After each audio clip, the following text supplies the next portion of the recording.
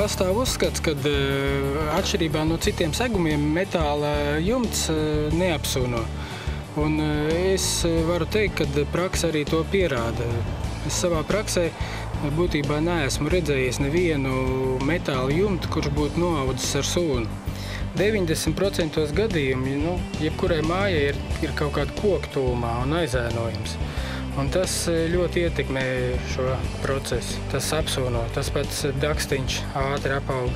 Un bituma šindeles, tā jau ir klasika neatņemama. Ar to cīnīties ir samērā, tas ir darbietilgīgs process. Tas pirmkārt ir jāatkārto ik pārgadu, citādi tam nebūs jēgas, un iztikt bez kaut kādas ķīmijas iejaukšanās arī ir sarežģīti. Praksē tomēr ir tā, ka tas metāla jumts, tas tomēr ir noturīgāks šajā ziņā. Visi citi jumti tomēr ir jākopja. Ar baleks metālu ir tā, ka tu saliec un ir. Drošs jumts tavai mājai, baleks!